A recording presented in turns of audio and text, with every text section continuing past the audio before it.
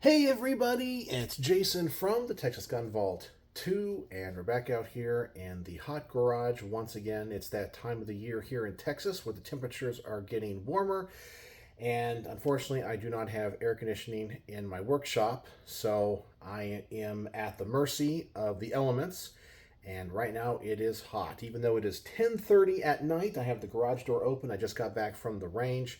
It's a little bit toasty in here, so if you see a little bit of sweat coming off my shiny head, you guys know what's up. All right, so we got a lot to talk about tonight. I have some first impressions on two firearms I took to the range today. I have some upcoming projects on a couple of products that I need to review. And then finally, we need to go over how I was right once again. And I'll save that for the end because I know it's going to make some people mad. But let's go over the first impressions stuff first. I'm starting to work on my comparison of a $750 2011 to a $10,000 2011. So I took the Girsan Witness 2311C to the range tonight and the Infinity Encore. Okay, so I shot the Girsan or Girsan first. Now, my friend Jack, who lent this to the channel, might notice that I don't have a red dot on this, which I need to let him know. He sent this with the gun when I picked it up, and I said, hey, I will install it for you. This is an Osight S. And he said he had picked one up. I know that I had also given one to him because I had reviewed one, and he's done so much for the channel. I knew he really wanted one. I think I put it on his SIG, was it 365 XL? And I think he picked up another one. So he gave me this to install on this gun. Well, I opened this box up, and there's no sight inside. It's an empty box. So we do have some of the installation tools and things, but there was no sight in there. So, sorry, Jack, I wasn't able to install the sight because the box was empty. You might have taken it out and put it somewhere, so I just needed to let you know. So I shot this tonight with iron sights. And I'm actually really glad that I did, because some things about this gun are really good, and some things about them are not just bad, I'm going to say horrific, okay? And the first thing that is really bad and horrific with this gun are the sights, okay? So just so you know, when it comes to my first shots in most of my range reports, they truly are my first shots with that gun. I really like to try to capture what the gun shoots like without having any beforehand knowledge, you know, because I can compensate for things. So got this gun out, loaded one of the magazines that came with the gun. So these are the factory mags, and these are made by Checkmate, is what it says. And I put the first magazine through it. And at 7 yards, using the sights like you would normally use the sights, and by that I mean you take the rear notch and you would line up the front sight just like that, and then what you're aiming at will be just above the front sight, right? We all know how to use pistol sights. Well, I lined the gun up that way and the sights up that way, and at 7 yards, I am not joking, I was aiming for the center mass of the silhouette. I hit the very bottom of the target, and it's like a man-sized silhouette at 7 yards. It actually grouped really, really good. So it was like a good group like this, okay? For my first shots with this trigger, which, by the way, this trigger is really heavy and really gritty, but it actually wasn't too bad, but it grouped well, just really low.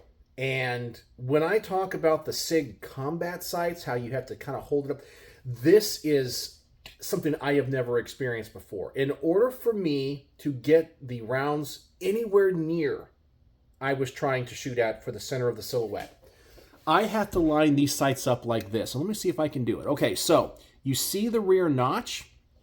I had to put the front blade right there. So essentially, wherever that little valley is, that notch, I am lining it up with the top of the slide, not the sight. Then whatever is on top of that sight is generally what it's going to hit.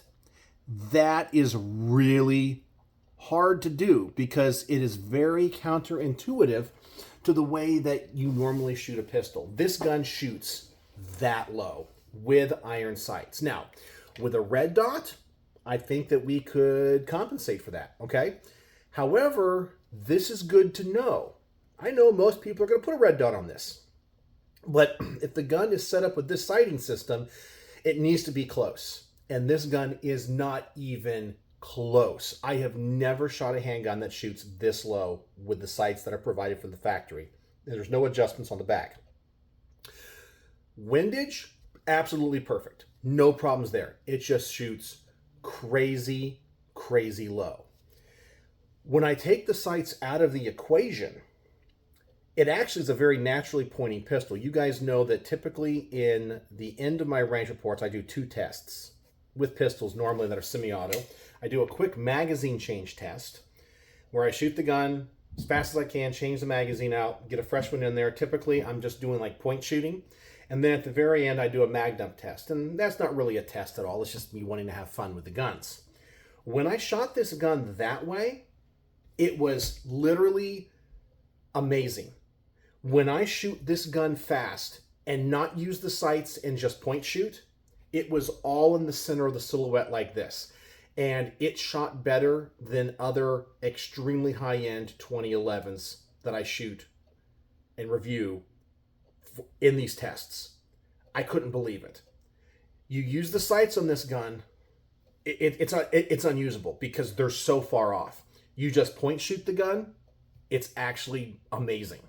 Yeah, even at the 25-yard test, I mean, it was a group probably about this, and it was still low at 25 yards, but it wasn't too bad for I'm going to say this is kind of like a duty, gun. It's literally a $750 2011. It really is a 2011. I was kind of thinking it might be a 2011 shaped object, but there's some potential here. There really is. I really feel like a gunsmith could go through this gun and definitely make the trigger nicer. You might even be able to get some kind of upgraded parts, trigger components, have them work on the sear, the disconnector. It'd be pretty good. Now, you got to do something with the sights. If you wanted to run iron sights, you got to change out the sighting system, change out the front post. But I think the front post is so high because it's a threaded barrel. I didn't run this suppressed because I was going to do a comparison with this, and I thought that would be too much of a difference. So the sights have to be changed. Obviously, you can run a red dot, but I would still want the sights to be on or generally close. And then the other issues were all of the springs that I kind of mentioned are too sprung in this. They're too strong. When I try to do the quick magazine change, you really got to depress that button really far and really hard to get that magazine to drop. That kind of slowed me down. The magwell, though, is really nice. Trigger sucks. It's very heavy, but as I said, for a duty trigger, it's not bad. And I think any competent 1911 gunsmith could make this a lot better. Recoil is more than your typical 2011 because I just don't think they spend enough time trying to figure out the right spring weight. So maybe on your own, you could maybe get some wolf springs, try out some different stuff. I even think you could probably get a different hammer spring, a mainspring in the back, which essentially is the hammer spring in this gun, and maybe get a lighter one, and that would also help a lot. And I think if you did a little bit of experimentation with spring weights, this would be really nice. So there is a lot of potential in this gun. The barrel, I think, is very accurate if you just get a good set of sights or an optic on it. Overall, it wasn't bad, but it was so much of a departure from all of the other 2011s I have reviewed, because 2011s in general are very high-end guns. This is not a high-end gun. And as I mentioned, I'm glad I wasn't able to put the red dot on because it really showed off a glaring problem with the gun. But man, with just some basic tweaking, some basic knowledge of guns, I mean, if you can do a 1911 trigger job at home, replace the sights, replace the springs, do a little bit of experimentation for probably only a few $100s more, you could probably get this gun to run almost as good. Almost, not as, almost as good as an entry-level staccato. And I believe that. This really is a diamond, a rough diamond, that needs a lot of polishing and a lot of cutting to make it what it could potentially be. But it's there. It's there. Okay. Oh, one more thing. I really couldn't shoot it that fast because of the heavy trigger. So that's my thoughts on the Girsan 2311. Most affordable 2011 you can possibly buy in the entire world. Now let's go to the other end of the spectrum. And yes, you can hear my dogs. I think one of my boys just came home. They're going to bark. They always try to get in every Texas Gun Vault video. Now let's go to the other end of the spectrum. The Infinity Encore. And I shot that Girsan first. So now I go to shooting this. And it was such a difference, it actually took a little bit of time to get used to. This trigger is so light. I had an unintentional discharge. Now, obviously the gun was pointed in a safe direction. I was on the range. I was trying to stage the trigger. And, I'm kind of lining up the optic kind of where I wanted to. And I kind of pull the trigger back just a little bit to that, boom. And I'm like, that trigger is too light. It really is too light. This trigger is great if you want to run it fast. And let me tell you, when I did the quick magazine change test and the mag dump test, this thing's a race car. This thing runs fast, like crazy fast. In fact, I think the biggest difference between these guns is when you're shooting it quicker. And I can't wait to show the comparison in that particular video where I kind of show both side by side. But if you wanted to use this as a target gun, you almost can't. The trigger is too light. In my personal opinion, for me, a target gun kind of wants to have a two-stage trigger. You can bring it back to a wall that you can feel and predict, and then it breaks.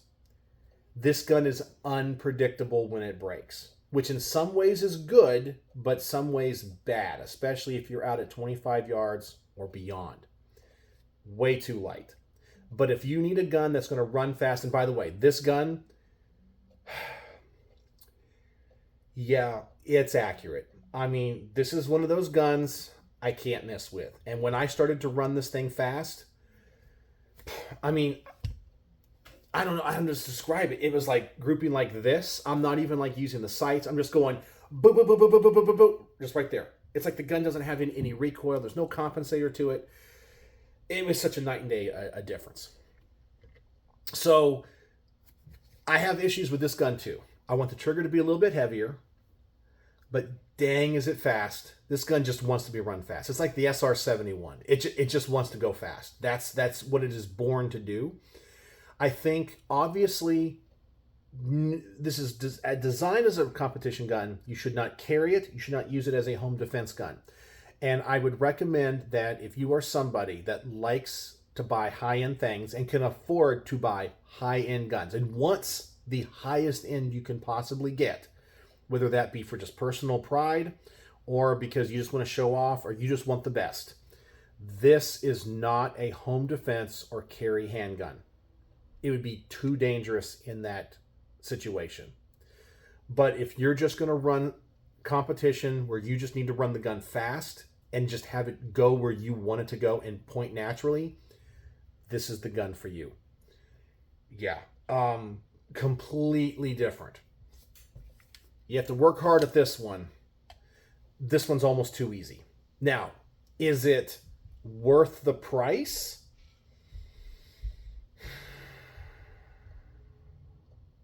That's a good question. That's a really good question. I think that's going to have to be up to you. When it comes to performance, I am still going to say you get the most gun for the money you spend with a staccato. You get so many features that get close to this at 1/3 the price. This is better, though. No, there is no doubt. This is better. It's faster. It's more accurate. It's smoother shooting. It's more naturally pointing. It's an experience. Is it 3 times the price of a staccato? No. It's not. It's not. Just because the law of diminishing returns. So, and I know that my friend D is okay with me being very honest. This gun is spectacular. This gun is a spectacular piece of mechanical art. But for me personally, if I was going to spend the money on this, I would probably get 2 high-end staccatos of different types. Maybe one that I could suppress, and then one with like that awesome island barrel. I think it was the XL with the island barrel with the porting. That thing was amazing. I would get maybe like, smaller 2011 and a full size, different features, and get 2 of them for the price of this. I think you'd get more. But if you only want the highest and the best, this guy right here. This guy right there. Yeah, that was quite amazing. So I'm going to do a range report video on this, just this. A range report video on just this. And then after I release those, it will be a comparison where I show footage from both tests. And I'll do more tabletop kind of showing off the difference between the guns. And I think that's going to be a good video. All right. So now let's get to the products that I have into the channel for review. I stopped by the old P.O. box tonight. And I have a Vector Optics. I'm assuming this is a Chinese-made red dot that's coming into the channel for review. So some of you guys really like my optics reviews, and I'm honored by that. This is the Frenzy X. It says it's a 1x19x28. I guess that's the size. Battery side loading Gen 2. So I try not to open them before I make the videos. This one, actually, the box was already kind of opened here as a little flap, but I haven't taken the optic out. But that is what the optic is supposed to look like right there. Interesting packaging. All this kind of fun stuff here. And I'm going to assume it's going to be, yeah, made in China. All right, so there you go. That's what that is. And then somebody reached out. I can't remember if it was on a video or on my Instagram. And they saw one of my brass catcher reviews from a long time ago. And they own a company called Rouse Brass Catchers, shell casing collector. Right here it is. So they actually sent 2 of these. And I have not opened these up either. So I guess these are going to be, catchers for sides of AR-15s, I guess. We'll have to open these up and find out. And I do have somebody else that has reached out on Instagram that I need to contact about something else as well. I get so backlogged on emails, and oh god, it's guys, it's overwhelming. And if you have contacted me, I'm so sorry. Literally, it's like 3 jobs now, where I have my day job teaching, I have my night job, Texas gun vaulting, like you're seeing, and then just doing all of the logistics for all of this is overwhelming. Like, I just can't do it. There's just not enough. I need time for myself to do my own stuff. But, yeah. So we have this going, and if you've emailed me, contacted me, I will get around to you eventually, sometime, I promise. I'm even backlogged on emails when it comes to my day job. I'll have to do invoicing and all this kind of fun stuff. All right. Now let's get to the part of the video where I have to teach you all a lesson. Okay? So let me give you a little backstory on this before we talk about the 2 issues where I want to say, I told you so. I have a little joke in my family that, well, it's not even a joke because it's the truth. I always tell them I know everything. I know that in your heart and in your mind and how you analyze the world, you feel that you figured it out. You know what's going to happen. You know what the best choice is. And I will tell you, most likely, that your decision or choice or understanding of the world is wrong. And you're going to say, listen, I know Jason or my family can say, Dad, I know you've been right every other time, but I know you're wrong on this one. And then I go, okay, I told you. And then whatever it is they think, it could be, girlfriend problems, it could be life things, it could be school issue related, college issue related, whatever it is, friend issue related, relationships. When it all happens the way I said it was going to happen, they have to come back to me, they tell me about it, and I look at them and they roll their eyes and go, and I say, say it, guys, say it. And collectively, the family goes, you know everything. And it's like, yeah, I do. If people would just listen to me, their lives would be so much improved and be better, because I honestly do. I know you guys think I'm arrogant and crazy, but we have two issues. I was in contact this week and had a great phone call, which I think I've become best friends with the Wyoming Gun Project. You guys need to go check him out. He's a subscriber here into my main channel. I'm a subscriber to his channel. Cool guy. It turns out he's into cars and watches as well. And obviously he's into guns. And we're both channels that are supported by Brownworks. It was like talking to like a long lost brother. The guy's cool and awesome. And it was just so amazing. And we were talking about just kind of random gun stuff, YouTube stuff. And he stopped in the phone call and said, hey, I want to let you know, you were right about something. I'm like, oh my God, here we go again. I was right. What am I right about this time? He goes, do you remember when Larry Vickers got in all that trouble? He got arrested. He, I guess, lost his FFL and had all of his guns taken away and this and that. And you did a little Texas Gun Vault 2 video talking about how he broke the law. It's, he's going to get punished for it, and we shouldn't defend him. I said, yeah, I remember making that. He says, well, did you see the latest interview that he did? And I forgot which channel it was on. Okay. So if one of you guys saw this, you can post that. Normally I don't allow links, but if you know where the interview is, post it in the comment section. And so everyone else can see it. He was on some other YouTube channel that does mainly gun related stuff. And he actually, one thing I was really happy to hear is that I know he was suffering from cancer. Don't quote me. I want to say it was like lymphoma or something. And I know he was getting really sick. But he says it's in remission, and I guess he's looking a lot healthier. So I am so happy to hear about that he's on the mend and he's getting better. I think that is fantastic. I'm so happy for him. Okay. But in the interview, they talked about his legal situation, and he admitted on the interview that the reason he pled guilty is because he was guilty. He admitted that he was doing things inappropriately when it came to law letters, importing guns that shouldn't be imported for his own collection enhancement alongside other people. Now, I know some of you are saying that was part of the plea agreement and this and that, and he turned on other people. The bottom line is he did things that were wrong. He admitted it, gave them the evidence, and I'm sure along with his guilty plea, he had probably a reduced sentence or agreed to certain things, okay? So all the people that when I made that video that were saying, free Larry Vickers, Jason, you're a cuck, you're just for the big government, you're an idiot, shall not be infringed, free Larry Vickers, he's wrong, you're just going after him because... No, he actually did something wrong, and I told you guys he did. And I warn you, stop having GunTube heroes. Don't look at me as some hero. I'm an infallible person, okay? I've said bad things to people. I've been mean. I've you name it, everything that every human being does, because you're human. We're all far from perfect. We all sin. We're all guilty of doing, selfish things. All of us.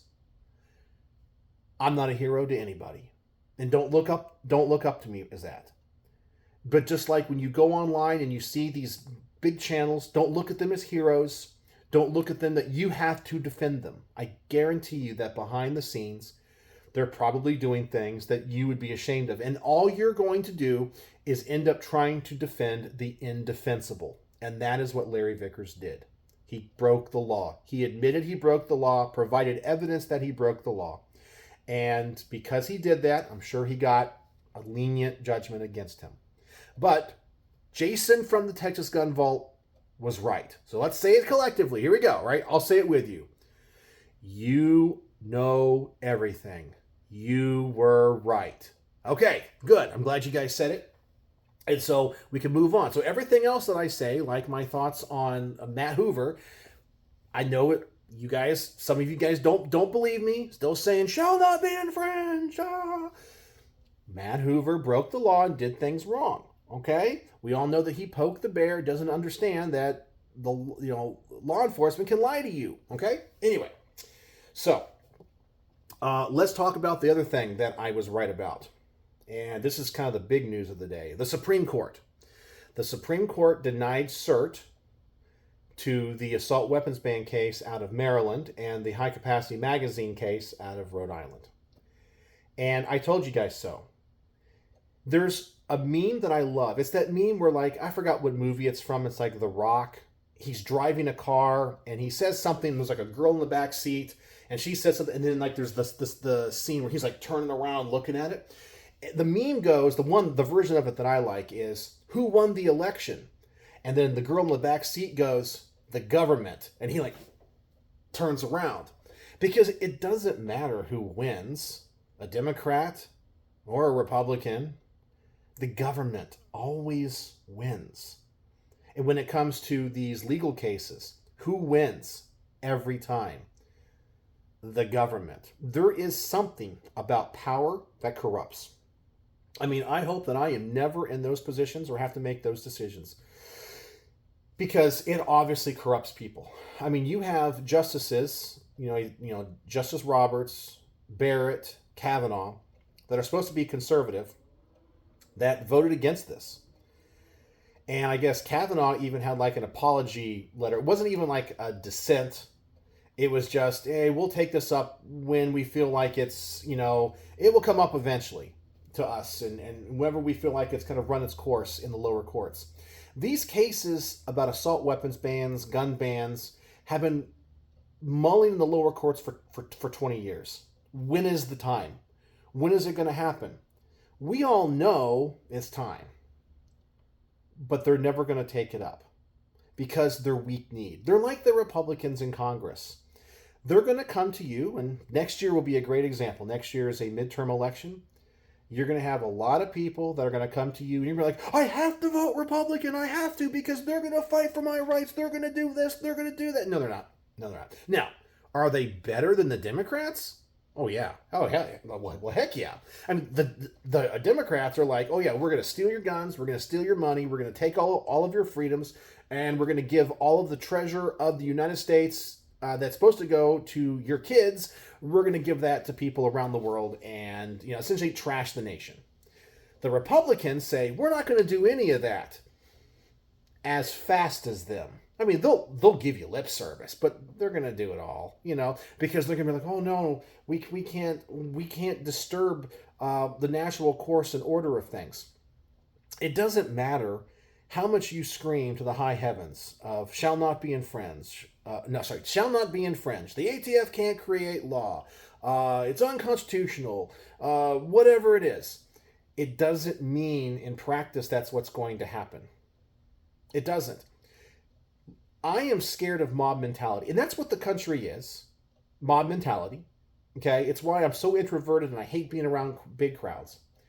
But just because a lot of people want something or think they know best doesn't mean it's right. I mean, there was a time when we discovered radiation that we thought radiation was good, like for your body. Like, I remember that reading a story that at one time in Congress, don't quote me on the time period, there was a movement that congressmen would go and get irradiated baths or showers because we thought radiation was invigorating. I mean, look at Madame Curie, whose coffin today has to be lead-lined because she was exposed to so much radiation in her time that they, at that time, had no idea it was bad. But scientists, the greatest minds of the time, said it was great. And all the people were like, radiation is good. Radiation is awesome. Now we know it's pretty bad, right? It's going to destroy the DNA and RNA in your cells. But back then, it was the wisdom of the crowd. You know, you just did it because everyone thought. I mean, you could even look at what happened during 2020 and the whole COVID thing. You know, you saw the mindless mentality of people that will just fall in line because they want to be part of the thing, whether that be masks or vaccinations or whatever. So that's what the Second Amendment is going to turn into. You have people that are going to pay intellectual lip service to it. That, you know, of course, the founding fathers, I mean, guns will never be 100% banned in the U.S. They never will. You don't have to worry about that. But if you have anything more than a single shot 22, maybe a pump action 22, not even that, actually, probably, it can be banned, regulated, taken away from you, because it's in the best interest of the government. Because that's what the people that want to feel superior are going to do. Kavanaugh, Barrett, Roberts, they all feel that way. They're part of the machine. Even though Roberts was part of a case when he was on the D.C. appellate court that went against assault weapons bans, there's something about power. They go, you know what? Maybe I shouldn't do this. It's like somebody in government sits them down and says, it'd be a shame if something happened to you or your family if you voted this way. You know, kind of like the way the old mob used to work. I don't know what goes on.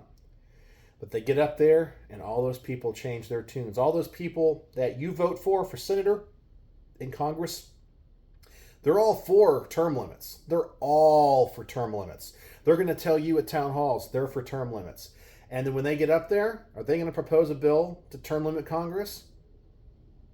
No. But they're going to come back and say, damn it, I fought as hard as I could for those term limits. No, you didn't. No, you didn't.